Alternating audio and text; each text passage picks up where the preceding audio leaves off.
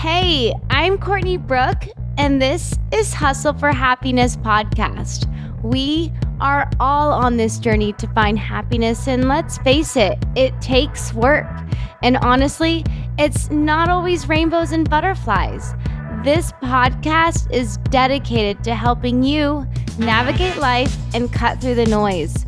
As a certified life coach, recovering perfectionist, and survivor of the foster care system, I'm all about keeping things real. With my unique outlook on life that is truly infectious, we cover everything from achieving happiness and optimal self-care to stories of those sharing their wisdom and expertise. Thank you for showing up for yourself. Now, let's get started.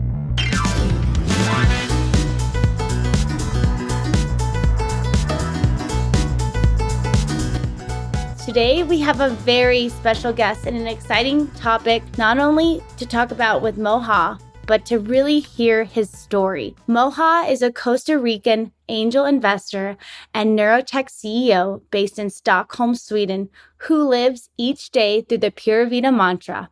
He has numerous exits to his name and is actively invested in dozens of companies, though he assures he does not invest in companies, but rather in people with a solid compass that are intent on improving the world we live in. You'll be inspired by his journey from struggling immigrant to CEO of the neurotech company Mendi. I'll chat with Moha about how he developed an unstoppable mindset of optimism and simplicity, even in the toughest times. We'll explore various compelling topics, including Moha's remarkable personal journey and the adversity he overcame, the groundbreaking neurofeedback therapy and brain training games pioneered by Mendi, practical strategies for cultivating resilience, facing challenges head-on, and fostering genuine connections. And lastly, Moha's ambitious mission to positively impact 100 million lives through Mendi's innovative solutions. If you're fascinated by stories of resilience, entrepreneurship, and advancements in mental health technology, this episode is a must listen. You'll walk away with valuable insights into overcoming obstacles, improving mental well-being, and making a meaningful difference in the world. Tune in to be inspired and empowered by Moha's Pura Vida perspective and his dedication to transforming lives for the better. This episode promises to leave you motivated and hopeful for the future. All right. Thank you, honestly, so much for being here. It's amazing that you're here. We're crossing paths together. We are aligning. You're sharing your amazing story, and you're affecting 100 million lives is your goal right now? Thank you for having me. Yeah. Tell me about yourself. Tell listeners who know nothing about you, who you are. Right. So thank you for having me. Yeah. I'm Moha Bensofia. Very excited. So I'm from Costa Rica, and I am the CEO of a neurotech company called Mendi. I'm Costa Rican, Libyan, based in Stockholm, Sweden, and now in LA. I feel like the world is your oyster right now. It's hard to track you down, but we aligned here in LA. Yes. What brought you to LA? So we're in that stage where we're telling people about what we're doing. So that's my main job these days, is to just talk about how we intend on improving the brains of 100 million people and the lives of 100 million people. And that's honestly amazing. So if you guys are just tuning in, you probably are on the Instagram. Mendi is his passion project. Tell listeners who know nothing about Mendi, what is it? What are you doing? What's your mission? Right. So Mendi is a company that was started by two Swedish founders, Sammy and Rickard, and they brought me in as their first angel investor, which is what I do. Is I angel invest in good people and cool projects that are run by good people. And what they have created was the world's first in-home neurofeedback device that uses clinical grade FNIRS, which is functional near infrared spectroscopy, which is basically a way to measure oxygenated blood flow to the prefrontal cortex through these sensors right here. And what that does is it measures them in response to neural activation, and it will help with emotional response. It will help with things like eliminating anxiety, helping with migraines, insomnia, depression, ADHD, et cetera, et cetera, et cetera. So for those who aren't like science techies, in simple terms, if you're explaining this to a 6-year-old, what is it? Well, what you do is you train your brain by using this through games that are on your mobile phone. And what this does is it reads what's happening in your prefrontal cortex, and that helps you have a better life. And so living that better life. I think with social media and like all these post-COVID, there's so many mental health issues going on right now. And, Western medicine really pushes pharmaceuticals and just to swipe it under the rug. I think this is such a powerful tool that people can use to not just push things under the rug, but there's a healthy alternative rather than doing medicine. How has lives been changed through this? Do you have any examples to share with us? Yeah, 100%. And so I wouldn't say I'm anti-pharma, but I think that I am anti not doing what you can to improve yourself. Like there's this trend now, for example, there's a couple of drugs that you can take that will help you lose weight and all these things. And they could be beneficial to some people, but I think that you can't really eliminate physical exercise. I think that for most people, probably the appropriate course of action. It's no different with the brain. If you don't train your brain basically has something that we call cognitive decline. You basically, you can make your brain better if you're training it, and you can basically let it deteriorate if you do not. So what we do is we teach you how to strengthen the prefrontal cortex without the aid of drugs in a non-intrusive way, basically, where you teach yourself how to increase oxygenated blood flow to the prefrontal cortex so that you're more in control, so that you have more agency over your emotions, etc. You can regulate much better.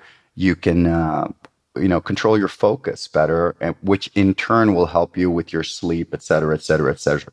Portion control, whatever it is that you're talking about.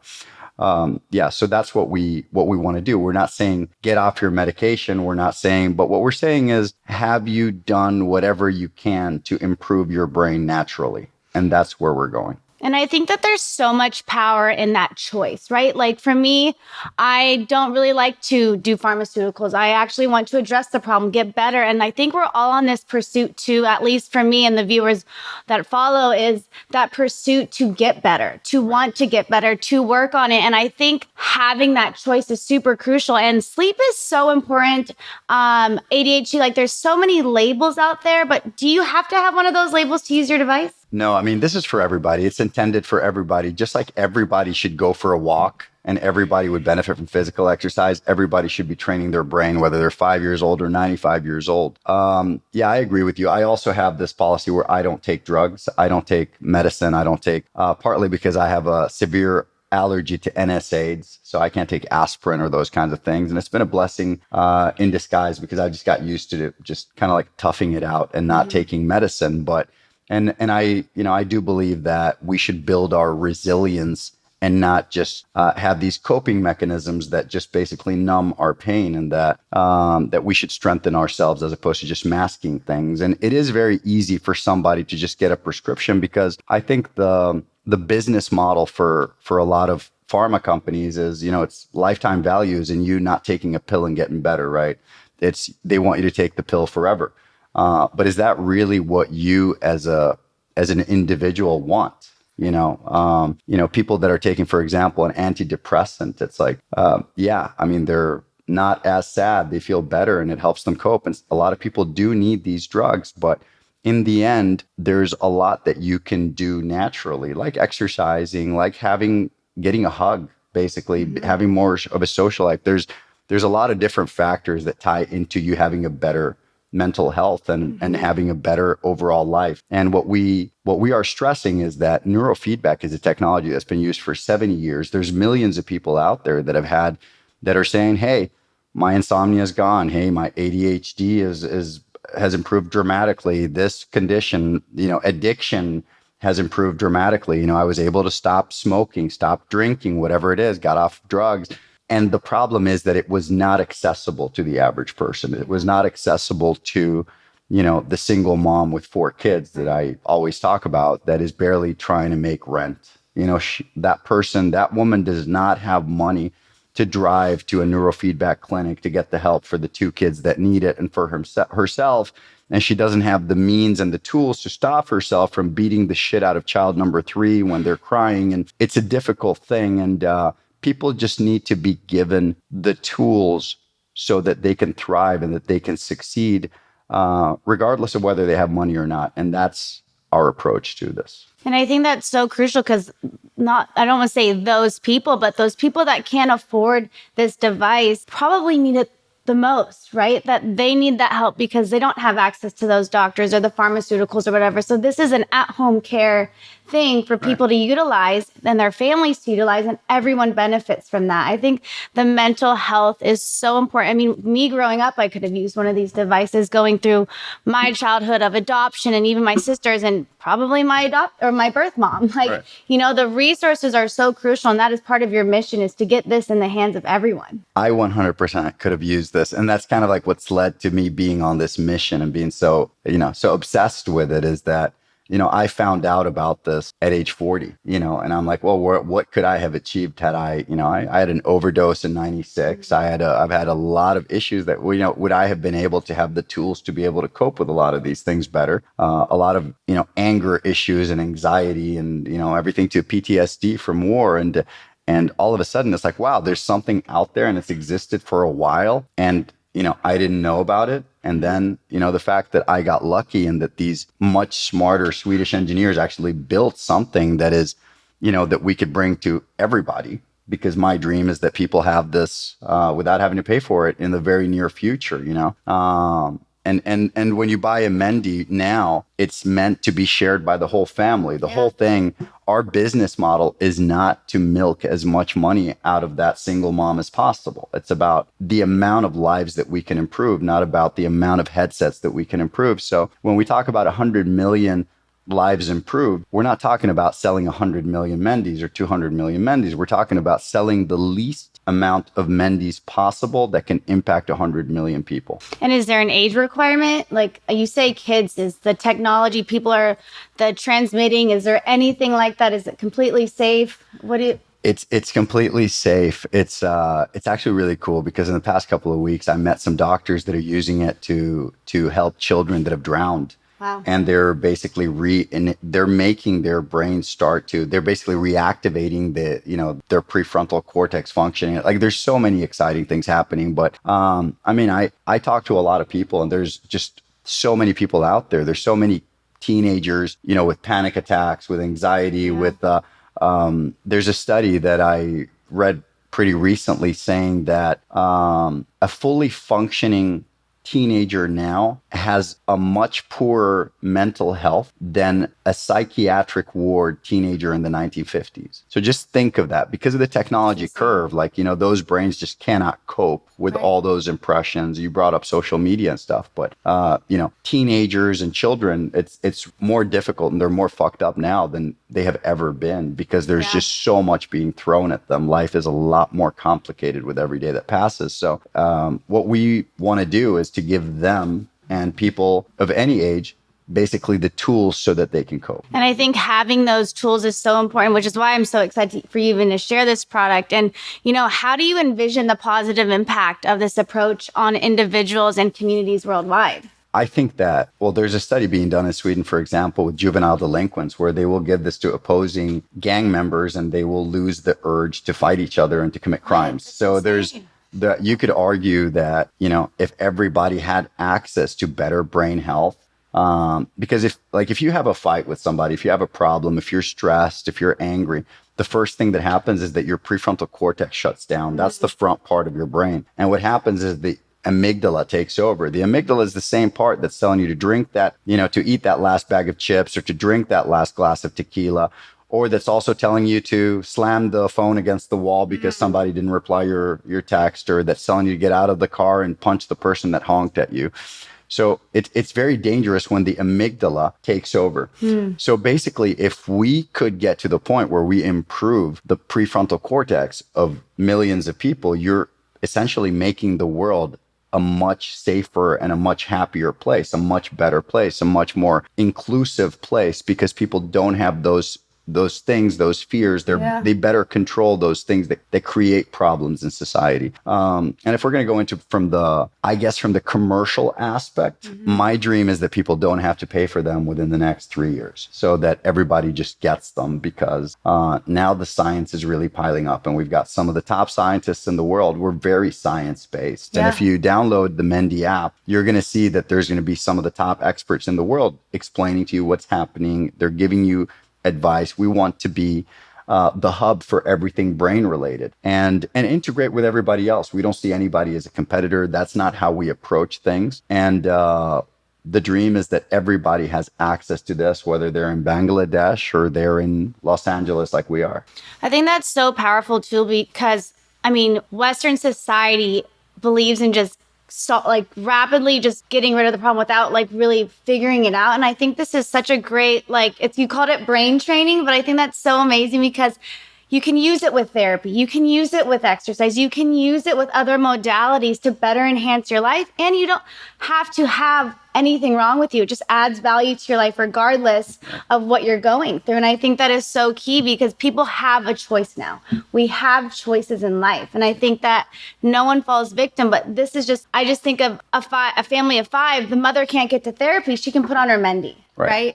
Like the accessibility is phenomenal. Right. And again, we're not anti-therapy. I think everything is valuable and everything adds up, right? But having a tool that you can tap into that can regulate you, that can help you self-regulate is very, very powerful. And obviously, putting this technology into the hands of as many people as possible is the obligation that we have.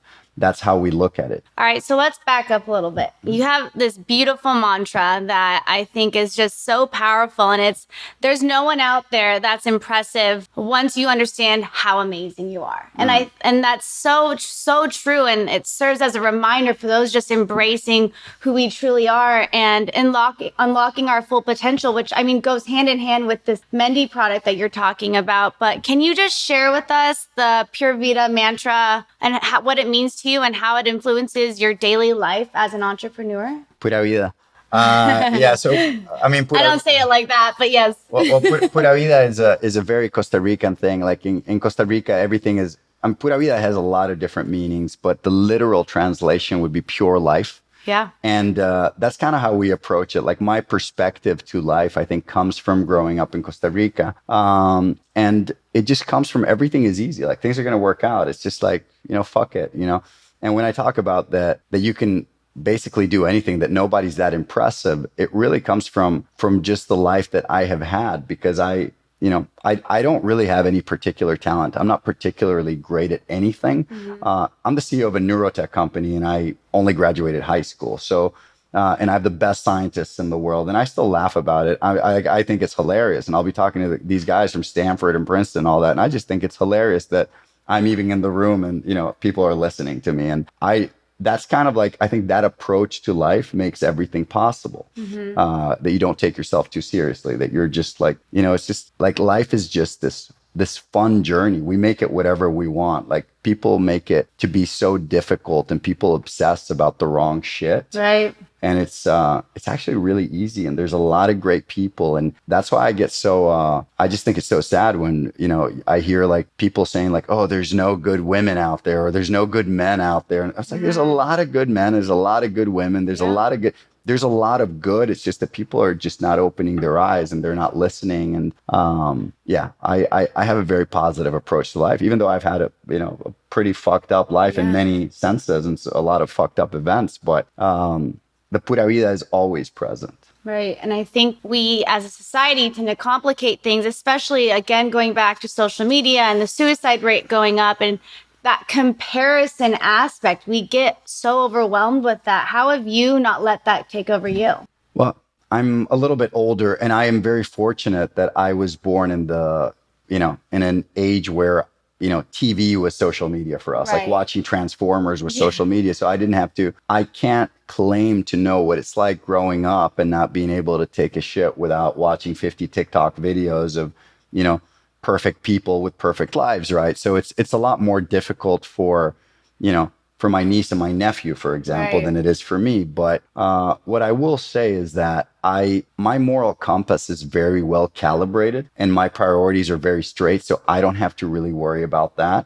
And I understand that it's all bullshit. And if people could see that, they would understand it too, because it's very easy to see. It's just that people don't want to see, right? People want to obsess with the bullshit they want to obsess with, and they want to be stuck in the relationships that they want to be stuck in. And people get addicted to all these horrible things that they can't get out of. And, but at some point you can just literally decide that, you just take a step out and it's done, and it's that easy. And I think I've just figured that part out. It's everybody knows what is right and what is wrong, Right. but not everybody knows how to listen. Right. And that's the issue. And listen to yourself. And a lot of times that means listening to nobody else. Right. And I hear that you have this strong instinctive intuition to listen to that. And how did you get to that point? Is there a specific event in your past that has helped you have this mindset?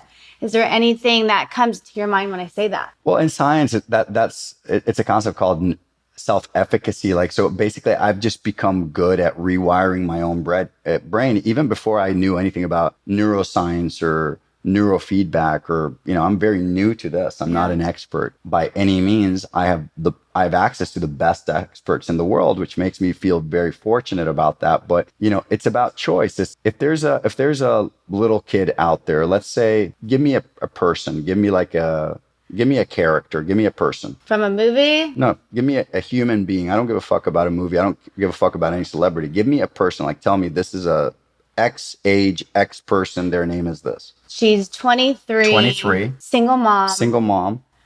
What's her name? Susan. Susan, who's 23, who's a single mom. And everything is victim to her. Everything is hard. Right. Like challenging. Right. No matter what. I mean, I think most people can agree that 23-year-old Susan has a rough life. She's a single mom. She's got a child, let's say a 2-year-old, whatever. Yeah. Susan is probably, and she feels like she's a victim. Right. Despite her best intentions, because Susan does not want to be miserable and does not want to hate her life. Susan wants to be happy. Susan wants to be successful. Susan wants to give the best life to this kid. Susan wants to have the partner of her dreams, the man or the woman of her dreams in her life, but the problem is that Susan doesn't know how to do it. Right. So the problem that we get caught up in is that we have this mentality, and there's all this bullshit out there about just fucking do it. Just go and fix yourself and pick yourself up.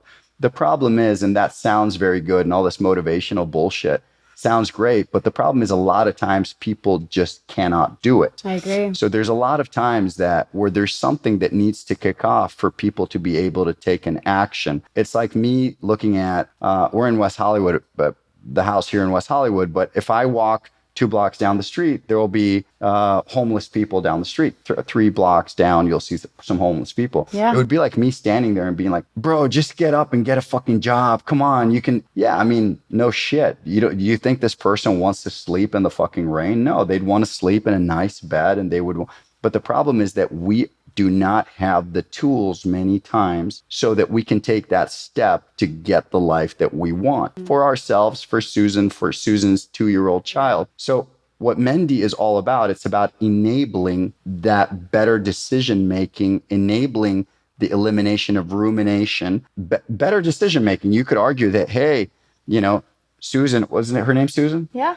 Susan shouldn't have gotten pregnant. Well, right. Well, there's all this judgment. Susan got pregnant. Fuck. Or the homeless person is you're choosing to be on the street. That person is homeless. Right. For me, it's all about never feeling like a victim. Like we've all gone through very, very difficult stuff. I've gone through war and worse. Yeah. And I don't feel like I'm a victim because I understand that I have control, and control is everything. Right. Having control, having agency over yourself is everything. And that is probably what Susan is lacking. And there's going to be some different opinions out there. And people, and obviously, this is just an example. Though. And obviously people are going to be like, yeah, well, we don't know what Susan's background is. We don't know what she studied. We don't know where she lives. There's a lot of factors that would play into it. But having a better ability to make decisions and regulate your emotions is the difference between Susan landing a job in customer service and having a great life and being more in control and raising that kid in a more loving home without yelling at that kid the way she was yelled at, and being able to find a partner, et cetera, et cetera, et cetera, or whatever you think is a priority. And Susan sitting there crying, in her apartment with this poor kid that's going to grow up with a lot of, bullshit that is going to be inherited from Susan and from growing up in this house, in this apartment or whatever with Susan. So a lot of it is a matter of perspective, but a lot of it is a matter of physical ability. Mm-hmm. And that is what I am very, very, very excited about, giving people better physical abilities to make better decisions. So, I mean, these are all amazing points. And I think that there's so much that goes into saying, you've said it a couple of times, is choice, choice, choice, and coming back to yourself and really just, cutting out the noise and really coming down and listening to that intuition. For those who don't even know where to start on listening to that intuition, what are some tools or what comes to mind to share for people to even start right now? If they don't have Mendi, if they don't have you in their head, what are you going to tell them? What goes through your mind? I think self-awareness is one of the most important things that anybody can have. Understand where you are. Just be honest. Get rid of the fake bullshit. This is not Instagram. There's no filter. Just be naked in front of the mirror and look at yourself and analyze what you're looking at and what you want to change. And that's the best starting point. Obviously, everybody should be, have cultivating good relationships. Everybody should be kind to other people. Everybody should be, exercising. Everybody should be, everybody should be training their brains. But in the end, it's not like I can't give any specific advice and saying like, oh, be good to your mom, because sometimes, moms are horrible and fuck your mom. Yeah. So it's like everything is a very individual thing, right? It's learning to analyze who you are, what you want, and who is around you is probably the most important thing. And sometimes it's, the hardest choice is getting out of a bad relationship, getting out of a bad friendship, getting out of a bad marriage. But once you do it, you never regret it. So those are the things, understanding that the things that are scary are the ones that have the highest reward. Mm-hmm. And those are the things that people don't do because they're scary, which is the sad and ironic part, right? Right. Or it's easy, or it's comfortable. Mm-hmm. Familiar pressure. Like my sister went back to my birth mom, me being adopted, and I stuck with my current life. And I clearly saw two different choices. She repeated the exact same mistakes as my birth mom. And then me, I chose that I wanted that good life. And I think having that, your why, is so important when things get loud, when things get noisy, and it's so easy to just stay. Right. 100%. 100%. And a lot of it just comes from understanding the power of you. So if we go back to the nobody's that impressive, if you understand how amazing you are, understanding that nobody is really self-made. You do need people around you. Everybody needs support. Yeah. But understanding how you as an island, how valuable and how many resources you have, and that you don't really, and that's why a lot of people, mostly women, get stuck in horrible relationship, and it's a resource situation. It's because they, and I would say try to free yourself from these resource situations. It's, try to free yourself from the dependency, whether that's to alcohol or to the guy that's paying your bills or to the woman that is, these things. And there's a lot of bad examples I could give. There's a million different examples depending on the situation. But just knowing your value as a standalone unit, as a self-contained unit, that is super powerful. Now, with that knowledge, being able to collaborate with different humans, whether they be family or friends or business partners or whoever, teammates, that's one of the main keys to a good life. And I agree. I think that what you said is that self-made is like if you literally break apart that word, it's self-made, meaning solo. It takes a village, it takes a community, and it takes a lot of people to come together. And I think that is so true. And, when we go through these dark periods, we do retract, we do pull in. But I want to talk about, since we've been in LA for a couple of days, is the networking ability. I mean, I think when you say self-made and we rely on others, your networking ability, how has that contributed to your success? Well, I don't think I have a networking ability. I think I'm just an honest, decent human being, and people are drawn to people that are honest and that are truthful and that are brave. And that's really all I have. And people want to be around people that make them feel empowered and make them feel happy. Safe. And there's and that I go back to it. There's a lot of fucking amazing people in the world. Like there's great people. And if you're one of those people saying that everybody sucks, right? You should rethink that. Yeah. I mean, maybe the people that you're around suck, but that doesn't mean that everybody sucks. It's like, oh, every man is this or that. No, not really. Just rethink your circles. And to me, networking, there's no secret to it. A buddy of mine, Naveen Tukaram, one time we were training together in Stockholm at a gym called Sats, and he looks at me and he goes, and we're just like doing our bench presses or whatever we're doing. And he looks at me and he goes, I figured it out, man. And I was like, what? And he's like, it's incredible how you've built what you've built by being the least charming human being in the world. And I started laughing and I said, I respect that. I like that, because to me, words like networking and being a charmer, it's kind of like you're whoring yourself in a very low way. That's kind of like, I kind of pride myself on not having to sing and dance for anybody, just doing everything with conviction and integrity. Yeah. And that's really all it takes. If everybody kind of stood their ground on their morals and didn't stray from their moral compass, they'd realize there's a lot of people that want to follow them and that want to sit with them and that want to eat with them. And, you've met some of the people around me. I have incredible people around me at all times, and it's a lot of them. And the one factor that binds all of us is respect, and there's a lot of great people out there. Learn how to bring them into your life if you don't have them. And if you have them, reciprocity is a very big thing. Like, be as awesome as they are. And I think that's so key when you think business today's day and age, but you see movies and these successful businessmen in these movies, or even as society portrays, you have to be this big, mean, powerful monster to climb the ladder. And I think that by you saying that is just another awesome reason why you're here today and why we've connected so well. But it's that kindness piece, that intentionality within business, and not just because you make that buck, but you're doing business with like-minded energy people, and you're attracting that, is what I'm hearing. I appreciate that. I'm just very fortunate that that there's great people everywhere, and I get to do things with some of them. And I'm sure that's fulfilling. It is. And so on your journey of being an angel investor, take us back to your early days as an angel investor. Mm-hmm. What were some of the key experiences that shaped your investment philosophy? Right. So you have to understand that I started out with no capital. It's not like I had a trust fund and I became an angel investor because my parents were rich or something. I did it through sweat equity. So I basically just talked my way into a job while having no experience. It was a company called Fishbrain. So and I remember one of the first things I said was, I know nothing about fishing or software. Give me a job, And obviously the kicker was, I want some equity. And for that, I'm going to help scale the company. I'm going to make the company, 10 times bigger. And then I had to figure out how to do that. And I like these challenges. I thrive on these challenges. I can't do an Excel sheet. I can't do there's a lot of things that I can't do, but there's some stuff that I can do, which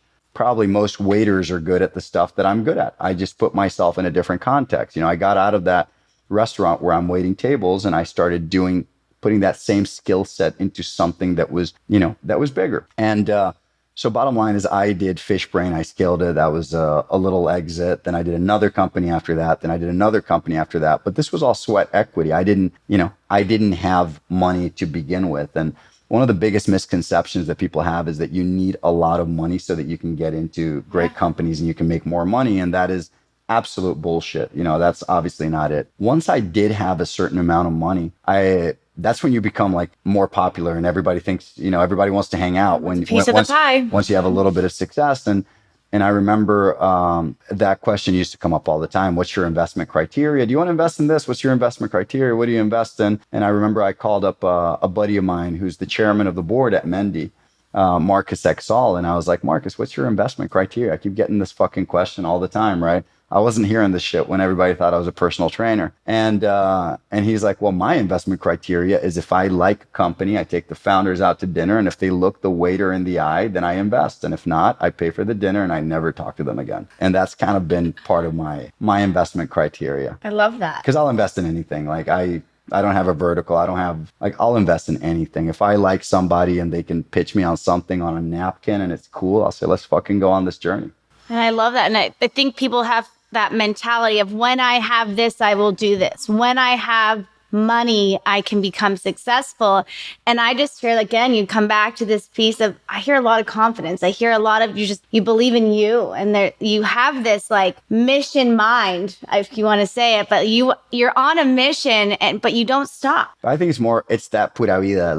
It's just trusting that things will work out. And that's the thing. People that have despair, people that ruminate, which is that can't stop thinking about stuff, they just don't trust that things are going to be okay. And things eventually are okay. And if people got that would really slow things down for them. I think keeping it simple and going slow. I mean, my husband, James, he we tend to complicate things the higher you get, I would say. Not you, but majority of the people we complicate. I complicate. I fall guilty of that. And I check myself back to the self-awareness piece you were talking about. But when you get overwhelmed, we shut down. How do you not shut down when you're doing all of this? Well, because I have the strength to not shut down. It's the same as saying to an alcoholic, why do you keep drinking the tequila? Like, right. why didn't you just stop it? And they're like, well, because I don't have the ability to do it. I have built the ability. I have built the mechanism so that I don't shut down and I don't go into despair and I don't spend 4 days in bed crying over the ice cream, which is fine. If you've done that, that's cool. But strengthening yourself is your obligation. I truly believe that it doesn't matter what shape you're in. It doesn't matter how poor or wealthy you are. It is your obligation to build the best possible life for yourself, for the people around yourself, and obviously for yourself, for your kids, for your partner. I get that. To me, that's very ingrained. It's like we get it from the trees. We get it from the jungle. We understand. It's like in the jungle, you have to survive. It's a beautiful thing. Like I always keep talking about like the jaguars and the monkeys and the crocodiles and the sloths. That's how I grew up. It's like, if I'm going to be a jaguar, I can't be sitting down eating ice cream for 5 fucking days and expect to, somebody to feed me. The sloth is not going to come and feed me. So it's kind of like that way, but you use that strength and that violence and that for positive things, for kindness, to protect the people around you. Like I'm obsessive about taking care of the people on my team, the people that I work with. Like I love them. They're all infinitely smarter and they're just unbelievable human beings. Like I would take a bullet for anybody on the Mendi team and in the other companies that I invest in. I mean, you've been here for a few hours. You saw me take a couple of very exciting meetings for very big things for other projects that I've invested in recently. And that's how easy things happen because I have been able to channel all my limitations and my emotional regulation issues and that excess energy that I have that could be, it could be used to get in a fist fight on the street. I can channel that so that I can fight for my team if I'm negotiating an options program in a company that I've just invested in. Imagine if I put that violence and I put that power, that life force into fighting for the team of a company that I have invested in so that they can have better lives and so that they can have great homes for their families, and it's a beautiful life. So any negative that you have is actually a positive, and that it's all a matter of perspective, and it's all a matter of physical ability, basically, to be able to see what's in front of us. And I think with this I'm going to say it's so basic, but Pura Vida mindset, I think you explaining it is so beautiful because we don't know how to do. I feel like people just say they don't know how to do these things. And I think that they fall short on that, but you don't need to know how, you just do, right? And you could have blamed your background for why not, but you're using that, I'm going to say energy, but to fuel you for good. I'm the son of Libyan immigrants, Libyan refugees in Costa Rica. I live in Sweden.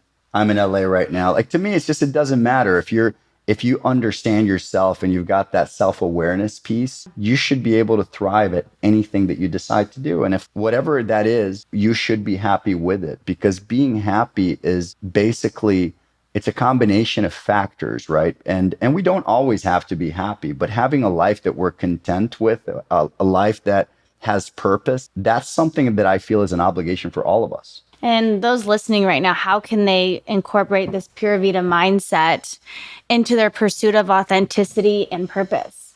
Well, Pura Vida also comes from not stressing too much about things, not taking things too seriously, right? Mm-hmm. It's just a laid back. Imagine that you're on a beach in Costa Rica. You're not too stressed about everything. You're not really thinking about what happened to, your Bitcoin or whatever bullshit that you're worrying about, right? Like whatever.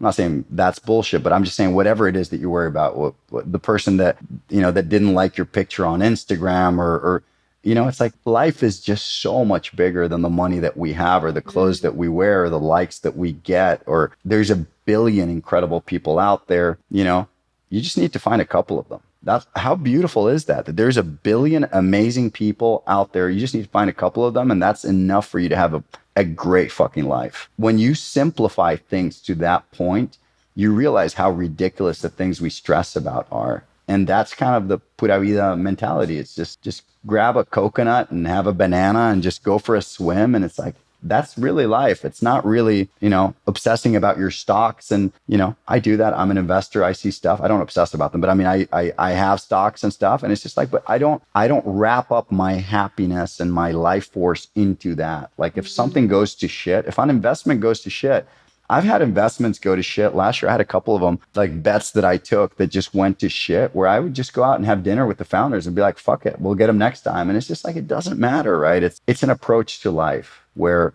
nothing is the end. It's not the end. Like there's nothing out there that is super serious. Like, and I can say this about really dark things, like even about disease, even about death, even about life always goes on, and life is beautiful. If only people can embrace Moha's mentality, because I think the world would be a much simpler place as well.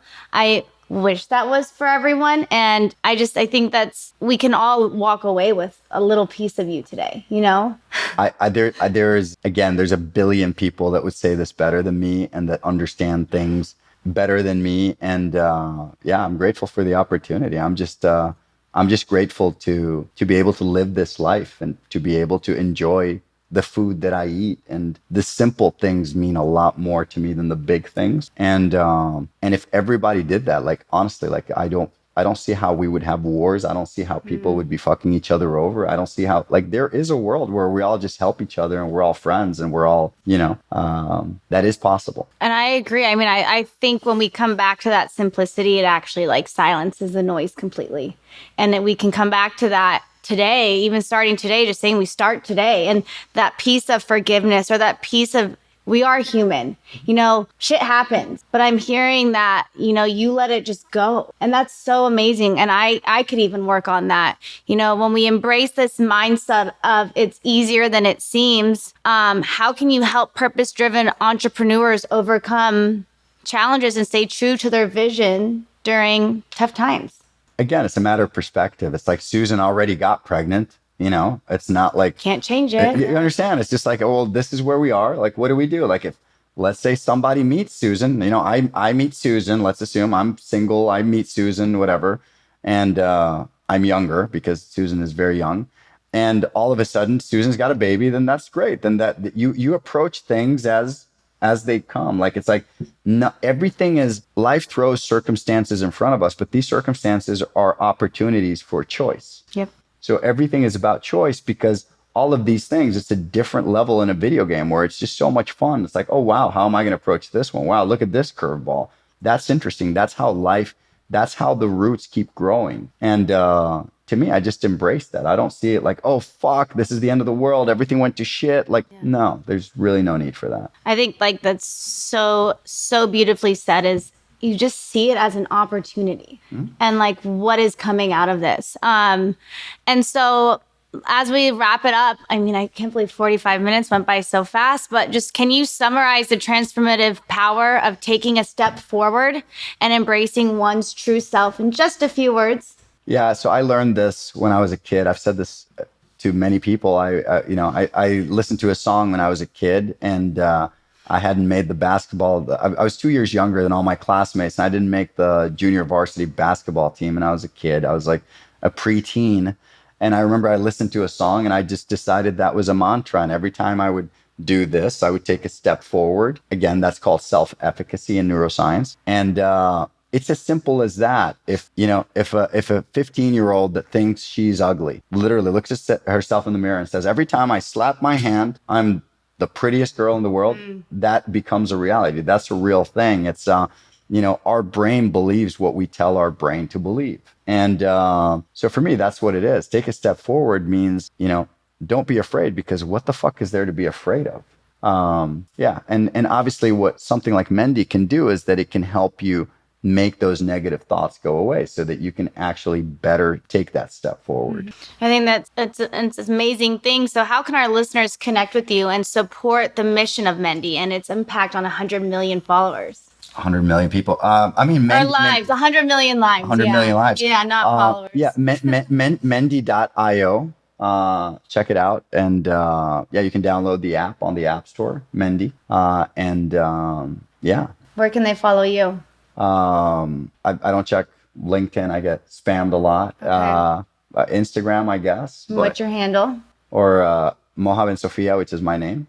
Yeah. And and Mendi.io would be on Instagram and everywhere. Well, I've really, really appreciated your time connecting with you, sharing your story with not only me, but the listeners and everyone who's going to tune in. But your time has been so valuable. Thank you so much. Thank you so much from the bottom of my heart for doing this. I appreciate you. Thank you, guys. Thank you. Thanks, guys. I hope you've been inspired by Moha's incredible story and his message of optimism, simplicity, and helping others. His journey proves that with resilience and community, any dream is achievable. I want to thank Moha again for sharing his thoughts so generously and his insights as well. If you'd like to learn more about Mendi Neurotech and their breakthrough work in neurofeedback, you can visit Mendi.io or go down in the show notes to access all the information covered in today's episode. And for my listeners, there is a code especially for you, so check that out in the show notes as well to get a discount off your own Mendi device. I strongly believe this technology has the potential to empower countless people worldwide to take back their control of their mental well-being naturally. Thanks so much for tuning in to another episode of Hustle for Happiness. I hope Moha's Pura Vida perspective stays with you and motivates you to keep chasing your dreams no matter what challenges come your way. Till next time. I hope today's episode left you better than when I found you. Make sure you hit the subscribe button and tune in every Monday to kickstart your week and set your weekly intentions with me. You can find me and HFH on YouTube, Instagram, and TikTok, or online at heycourtneybrooke.com. I firmly believe in the power of sharing. If you know someone else who would benefit from this podcast, please share it with them. And remember, when you work on you, I get to be there.